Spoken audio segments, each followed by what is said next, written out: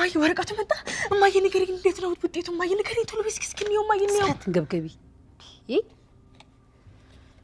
ጣ የሰላም ልጅ አይደለች እንዴ እማዬ ቆይሽ ምን ማለት ነው እሺ ማልሽ ናት ንገሪኝ እማዬ እንዴ እማዬ ቆይ አባዬንም አላስመረመርሽም ያባዬ ልጅ ናት እኮ እማዬ ወይ ስንት ጊዜ ልንገርሽ አንቺ ልጅ እሱንም እኮ ራስሽ አስመረመርሽ አይደል እንዴ ትልሽ ደሞ ጨቅላውን ማስመርመሪው በይ እንደዚህ አትኝሽ አይኔ ይጠፋና በኋላ አይኑ ይጠፋ ባለ ያለት ሚስት መባል አልፈልግምሽ ምን ቆይ እኔ ታስሬ እናንተ መጋባት አይደል ህልማችሁ ኤቢ ምን አንቺ ቆይ ምንድን ያልሽው ምን ያልሽው ኤቢ አንቺ ያምሻል እንዴ ቆይ በጣም ወዳታለሁ ከዚህ በኋላ እንዴ ሲታመናጭቂያት እንዴ ሲታረጊያት ባይሽ ዝም አለልሽም ገባሽ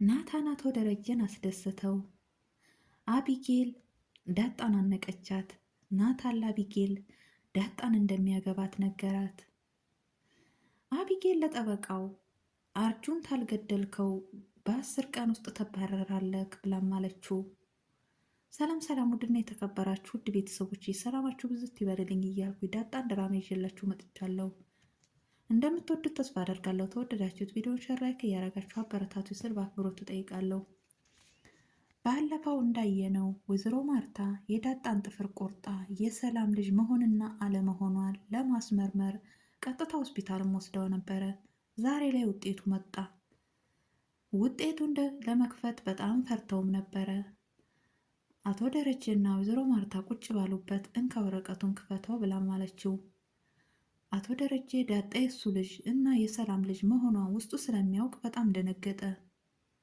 በጣም እየተማጸነም ነበረ በቃ አሁን ተዋረድኩ ውጤቱ ዳጣ የኔ ልጅ መሆኗን ስታውቅ እስከዛሬ ነው ይዋሽዋት እስከዛሬ ይዋሽዋት እንደኖርኩኝ ስሰማ የዘላለም ትዳሬ ተበጠበጠ እሷም ከቤትስ ልትወጣ ነው የሚል ስሜት ውስጥ ብዙ ስሜት ውስጥ ተሰምቶት ስሜታዊ ሆኖም ነበረ ክፈተው ብላ በሰጠችውም ሰዓት አንቺ ክፈችው ብሎም ነበር ያላት እሷም ከፈተችው ስትከፍተው ግን ነገሩ ተቀይሯል ይሄም የሆነበት ምክንያት ወይዘሮ ማርታ የዳጣን ጥፍር ቆርጣ እሷ ባስቀመጠችበት ናታን የራሱን ጥፍር ቆርጦ ቀይሮትም ነበረ እሷም ቀጥታ የዳጣ ጥፍር ነው በማለት ያንኑ ጥፍር ነበር ሄዳ የናታንን ጥፍር ነበር ሄዳም ያስመረመረችው ውጤቱም ዳጣ የሰላም ልጅ እንዳልሆነች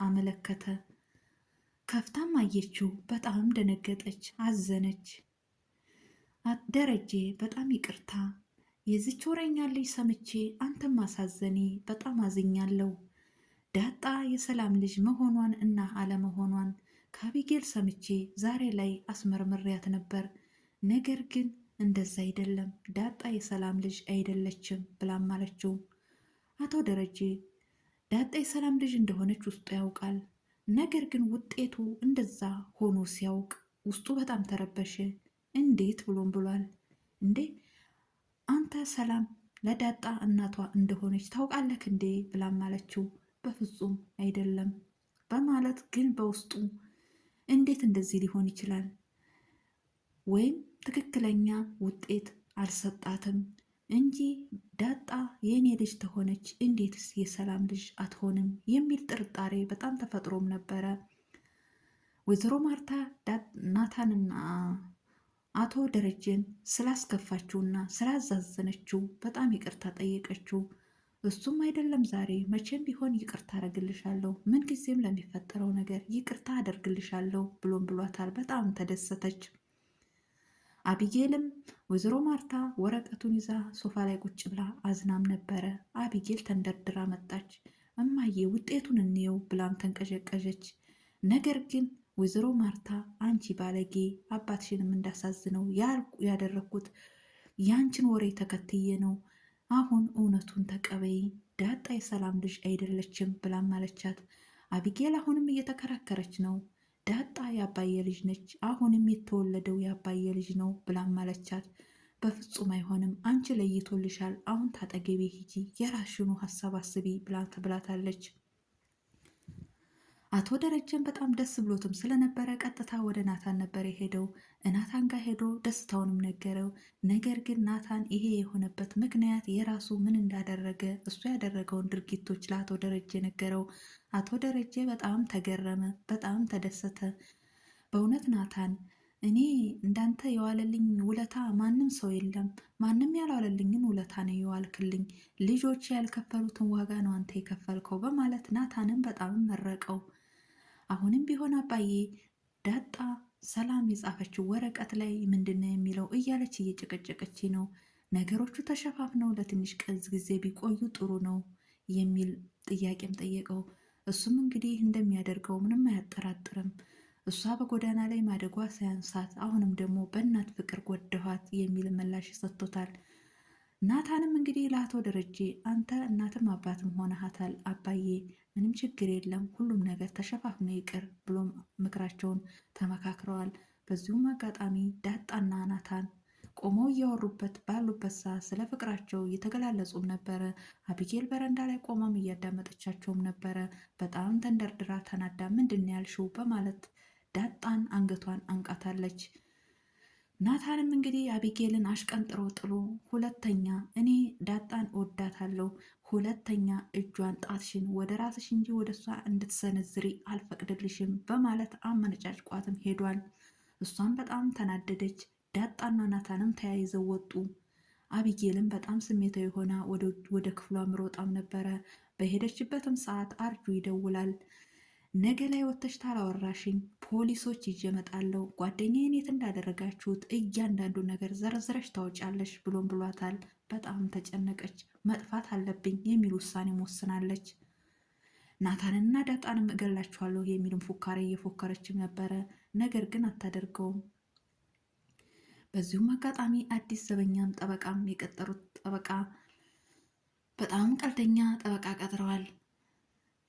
ቀጥታ ወይዘሮ አቶ ደረጀ ለጠበቃው አንተ ጥሩ ሰው ከሆንክ ልጆች ሁሉ ጥሩ ናቸው የሚልም አንዳንድ ምክሮችን መክሮትም ነበረ። ላሳም እንግዲህ ለጠበቃው ምግብ ይዛለትም ሄዳም ነበረ። በዚሁም አጋጣሚ ጠላ የለም የሚል ጥያቄ ጠይቋታል። ጠላ የለም፣ ስምሽ ማን ነው? ስሟንም ነገረችው። ታምሪያለሽም እያለም እያወገዛትም ነበረ። በጣም ተደስታ አንዳንድ ነገሮችንም እያወራችም ነበረ። አቢጌል እንደ ልማዷ እንግዲህ ሰዎች ተቀያይረው ሲመጡ እነሱን አንድ ላይ ማጣበቅ ትወዳለች። ለላዛ ባልሽ ትጋባላችሁ እያለቻትም ነበረ። በዚሁም አጋጣሚ ሙያሽ ይታይልሽ እያለ ምግቡንም እያጣጣመም እየበላም ነበረ። ቀጥታ ውሃና አቢጌል ወደ ጠበቃው ጋር ይሄዳሉ። እሱም ቁጭ ብሎ ባለበት ቀጥታ ምንድን ያለችው አቢጌል አሁንም እሱን ወንጀል ውስጥ ለመጨመር ነገ የሚመጣ ሰው አለ። እንደዚህ አይነት ቤት ውስጥ መኖር ተፈለግ፣ እኔም ማግባት ተፈለግ፣ የሚመጣውን ሰው እዚህ ውስጥ አስገብተህ ትገልልኛለህ ብላም ጠየቀችው። በፍጹም አላደርገውም። እኔ እንኳን የሰው ሕይወት ልገል ለውሻ ነፍስ የማራራ ሰው ነኝ፣ አላደርገውም። ምነው አንቺን ባላገባሽስ ብቀር ብሎም ብሏትም ነበረ። እንግዲህ አቢጌል እያደረገችው ያለው ነገር የራሷ ወንጀል መግባት ሳያንሳት አሁንም ደግሞ ጠበቃውን ሌላ ስራ ውስጥ ልትጨምረው እሱንም እያበረታታችሁ ትገኛለች። አንተ ከእንደዚህ አይነት ስራ እኔን አግብተክ የራስህ የሆነ ህይወት ቢኖርክ አይሻልክም? አንድ ሰው አጥፍተክ የራስህ ህይወት ቢኖርክ ይሻልካል ብለዋለች። እሱም ግን በፍጹም አላደርገውም ብሎም ብሏታል። ቀጥታ ወደ እናቷ ጋር ሄዳ ፖሊስ እና አርጁ እያስፈራራት እንደሆነ ነገረቻት። እና ምን እናድርግ? ቀጥታ እጅሽን መስጠት ነው ያለብሽ። ጠበቃም ቀጥረናል፣ ጠበቃው ምንም ማድረግ አይችልም ብላታለች። እሷም በጣም ተናዳም ስለነበረ እና ምን ማድረግ ነው ያለብኝ ወይንም እጠፋለሁ የሚል ውሳኔም ወስናለች። አቢጌል እያደረገች ያለው ነገር እንግዲህ እሷ በእንደዚህ አይነት ጭንቀት ውስጥ ኖራ አሁንም ቢሆን ናታንና ዳጣ የሚያደርጉት ድርጊቶች እየቀናችባቸውም ትገኛለች። ውሃና ጓደኛዋ ቀጥታ ወደ ቤት እየሄዱም ነበረ።